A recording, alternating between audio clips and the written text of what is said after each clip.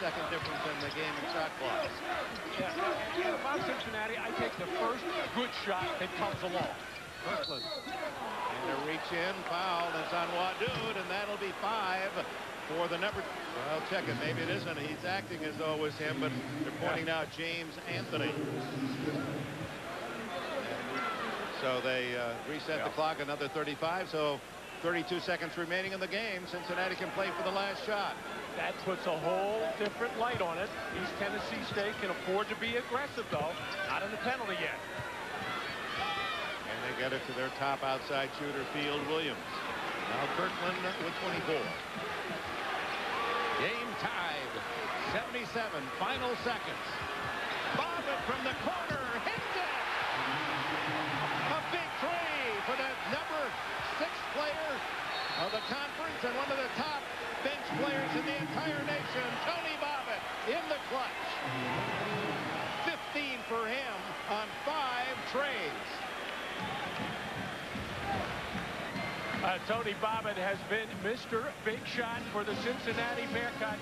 He wants the ball in his hands. He wants to be the guy to put the dagger in, and he has momentarily done so, giving the Cincinnati Bearcats a 3-point lead with just 13 seconds to go. The number 3 non-starting scorer in the nation. Bobbitt over 13 a game. Only Trey Guidry at Illinois State and Javon Harris at Ohio University scored more as non-starters. And Bobbitt delivering 5 times from outside the arc in this game. None bigger this year than that one. It gives the Bearcats an 80-77 lead, 13 seconds left, and now the pressure, Matt, they've got to go for a 3 or not. When you got a Tim Smith, first of all, now 13 seconds is not a lot of time, but Smith can get to the basket, and who knows, get a quick 2 or a conventional. But they can't foul. Play. They only have 5 team fouls, so that hurts them now. Well, that's East Tennessee State, but they're going to have the ball now. Now, the thing is, if they're coming down, and I say if you get in that 5-6 second area, if I'm Cincinnati, I would foul them and make it let the East Tennessee State go to the line for a one-on-one situation rather than give them an open look at a 3-point shot. Because even if they make the 2 free throws and foul, it still goes back to Cincinnati's ball. So here we go, 13 seconds left. You can bet that whatever happens, number 5, Tim Smith, will be a big part of it. Here he is. He drives it inside and misses the layup, but the foul not there. Now it's Wadood. And Cincinnati's Max Seal with a rebound. 1.8 seconds left. Well, Mary Bartow making the decision to put the ball in the hands of Tim Smith. No surprise there, but going for the quick 2, possible 3-point play. But I thought right there, Zaki Wadood got hacked by Eric Hicks. Had he made that, that should have been a foul and an opportunity on a 3-point play. But let's face it, these officials have let both of these teams play very physically all game long. They have been consistent. So just 1.8 seconds left. A 3-point lead.